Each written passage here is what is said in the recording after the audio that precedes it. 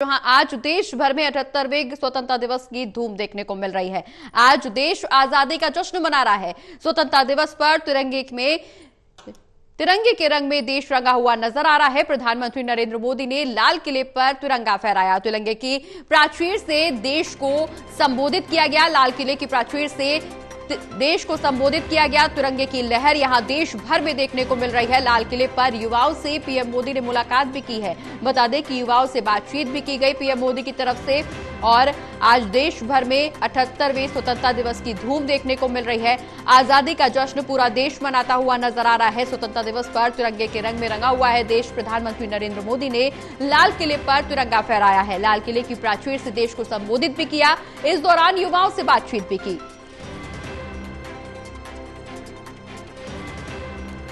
तो बड़ी खबर, जहां देश भर में आज 78वें स्वतंत्रता दिवस की धूम देखने को मिल रही है। पूरा देश आज आजादी का जश्न मना रहा है। बता दें कि स्वतंत्रता दिवस पर तिरंगे के रंग में पूरा देश रंगा हुआ है। हर जगह तिरंगे की रौनक देखने को मिल रही है देश भर में। हालांकि स्वतंत्रता दिवस के मौके पर सुरक्षा के भी पुख्ता इंतजाम किए गए हैं। लाल किले पर युवाओं से पीएम मोदी ने मुलाकात की है। बातचीत भी युवाओं से लाल किले पर पीएम मोदी की तरफ से की गई है। चूंकि आज 78वां स्वतंत्रता दिवस और इस पूरे मौके पर आजादी का जश्न मनाया जा रहा है। पूरा देश आजादी का जश्न मना रहा है। इस दौरान सबसे पहले प्रधानमंत्री नरेंद्र मोदी ने लाल किले पर ध्वजारोहण किया। उसके बाद जनता को संबोधित किया, देश को संबोधित किया। युवाओं से भी मुलाकात की, युवाओं से बातचीत भी की। देश भर में सांस्कृतिक कार्यक्रमों के आयोजन भी किए जा रहे हैं। बता दें कि आज 78वें स्वतंत्रता दिवस की धूम पूरे देश भर में मनाई जा रही है। आजादी का जश्न पूरा देश मनाता हुआ नजर आ रहा है। तस्वीरें आपकी टीवी स्क्रीन पर, जहां प्रधानमंत्री नरेंद्र मोदी ने युवाओं से मुलाकात की। अति उत्साहित नजर आए युवा, बातचीत भी की। लाल किले पर सबसे पहले पीएम मोदी की तरफ से तिरंगा फहराया गया और इस दौरान देश को संबोधित करते हुए भी नजर आए प्रधानमंत्री नरेंद्र मोदी। और पीएम मोदी की एक झलक पाने के लिए क्या बच्चे, क्या बुजुर्ग, क्या युवा, क्या महिला, सब में एक अलग ही उत्साह नजर आ रहा था। चूंकि आज आजादी का जश्न पूरे देश भर में मनाया जा रहा है, तो जब युवाओं से मुलाकात करने पहुंचे पीएम मोदी, तो अलग ही उत्साह यहां युवाओं में नजर आ रहा था। बता दें कि इस दौरान पीएम मोदी ने युवाओं से बातचीत भी की, उनका हालचाल भी जाना और आगे के अनुभव भी साझा किए। क्या कुछ उनका प्लान है, युवा अपने आप को किस तरह से देश की तरक्की में हिस्सेदारी निभाते हुए देखना चाहते हैं, उसकी जानकारी भी लेते हुए नजर आए। उन्होंने पीएम मोदी ने बच्चों से बातचीत भी की, युवाओं का उत्साह बढ़ाते हुए, मनोबल बढ़ाते हुए भी नजर आए। ज्यादा जानकारी के लिए हमारे साथ हमारे associate editor Pradeep Kumar ji live जुड़े हैं। प्रदीप जी, आज देश भर में आजादी का जश्न मनाया जा रहा है। देश अपना 78वां स्वतंत्रता दिवस मना रहा है। पीएम मोदी ने युवाओं से मुलाकात की है, जो कि देश का भविष्य माने जाते हैं। बच्चे, उनसे उनके अनुभव लिए अभी तक के और उनका आगे का क्या कुछ प्लान है। विकसित भारत की दिशा में अपने आप को कहां देखना चाहते हैं बच्चे, युवा, वो भी जानकारी लेते हुए नजर आए, समझते हुए नजर आए कि बच्चों की क्या रूपरेखा होने वाली है, बच्चों के मन में क्या है आजादी के बाद से और अपने आगे के भविष्य को लेकर के। देखिए, बिल्कुल प्रधानमंत्री नरेंद्र मोदी ने लगातार 11वीं बार लाल किले पर तिरंगा लहराया है और इस दौरान देशवासियों को संबोधित किया है। कई प्रमुख बातें कही हैं। प्रधानमंत्री नरेंद्र मोदी ने अपने भाषण के दौरान कई मुद्दों का जिक्र किया है, चाहे वो यहाँ पर यूसीसी यानी कॉमन सिविल कोड की बात हो, या फिर भ्रष्टाचार की बात हो, परिवारवाद का जिक्र हो, विरोधियों पर हमला हो, देश के विकास की बात हो, निवेश की बात हो, अर्थव्यवस्था की बात हो, देश के सामने चुनौतियों का जिक्र हो, महिला सुरक्षा की बात हो, इन बुनियादी ढांचे से जुड़ी हुई तमाम परियोजनाओं की बात हो और जो सरकार ने अब तक किया है उसका ब्यौरा देना हो। तो प्रधानमंत्री नरेंद्र मोदी ने करीब 97 मिनट के अपने भाषण के दौरान इन तमाम चीजों को समेटा है, बताने की कोशिश की है कैसे परिवर्तन हुआ है, कैसे सरकार आगे का विजन बना रही है। जिस तरीके से विकसित भारत 2047 का लक्ष्य तय किया गया है, उसी विजन को पेश करते हुए प्रधानमंत्री ने ये भाषण दिया है। लेकिन सबसे खास बात इस भाषण में रही है कि प्रधानमंत्री ने कॉमन सिविल कोड का जिक्र किया है। अब तक सांप्रदायिक कोड में देश जी रहा था, सेकुलर कोड की जरूरत है, इस पर जोर देते हुए उन्होंने नई बहस छेड़ दी है। साथ ही उन्होंने वन नेशन वन इलेक्शन का जिक्र किया है। इस पर यह भी जिक्र किया है कि योजनाएं बनाती है सरकार, लेकिन कहीं ना कहीं चुनाव होता है और फिर उससे जोड़ दिया जाता है कि प्रभावित करने के लिए योजना लाई गई है। तो ऐसे में वन नेशन वन इलेक्शन की जरूरत पर एक बार फिर प्रधानमंत्री ने लाल किले की प्राचीर से जोर दिया है।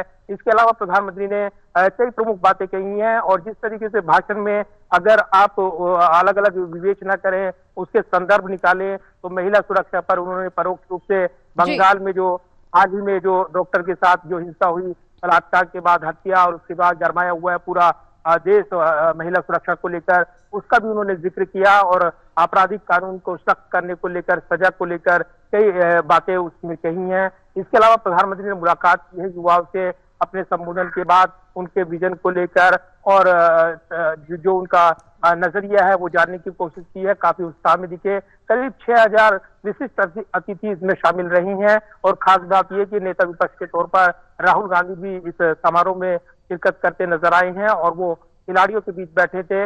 ये भी तस्वीर सामने आई है। इसको लेकर भी यहाँ पर एक नई बातें कही जा रही है कि राहुल गांधी को पीछे जगह मिली, लेकिन ये कहा जा रहा है कि राहुल गांधी अपने मन मुताबिक वहां पर जाकर बैठे हैं। उनके लिए सीट पहले से ही रखी थी आगे की तरफ नेता विपक्ष के तौर पर, लेकिन राहुल गांधी ने खिलाड़ियों के साथ बैठना पसंद किया, तो ये उनकी चॉइस थी। तो ये जरूर है कि अब इस पर एक नई बहस देखने को मिल रही है। तो प्रधानमंत्री नरेंद्र मोदी के भाषण के बाद हम देख रहे हैं कि जिस तरीके से भाषण का लबोलुआब है और जिस तरीके से उसका संदर्भ है और जिस तरीके से उसकी विवेचना की जा रही है, वो नई बहस छेड़ती हुई नजर आती है। और प्रधानमंत्री ने अपने भाषण के जरिए कॉमन सिविल कोड का जिक्र कर एक नई बहस देश में छेड़ दी है। ऐसे वक्त जब हम देख रहे हैं एनडीए की सरकार है और बीजेपी भले ही 240 सीटों पर जीती हो, लेकिन कॉमन सिविल कोड का जिक्र कर प्रधानमंत्री ने ये इरादे जताने की कोशिश की है कि इस पर व्यापक बहस की जरूरत है।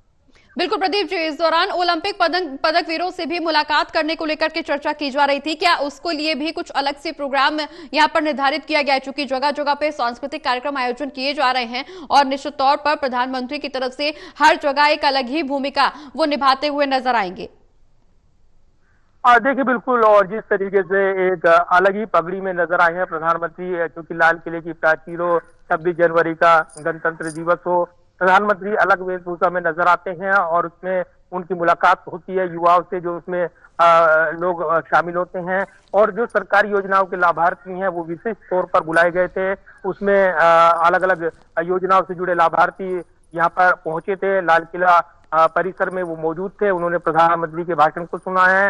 इसके अलावा विशेष तौर पर हाल ही में पेरिस ओलंपिक संपन्न हुआ है, वो पदक वीर के अलावा जो अन्य खिलाड़ी, वो पूरा दल वहां मौजूद था, लेकिन कुछ निराशा कल जिस तरीके से विनेश फोगाट को झटका लगा, उनको मेडल नहीं देने का फैसला लिया गया है। खेल पंचायत की ओर से निर्णय आया, तो कुछ निराशा तो जरूर है, लेकिन खिलाड़ियों का मनोबल ऊंचा है अगली प्रतियोगिता की तैयारी, और इसलिए मनोबल बढ़ाया जा रहा है।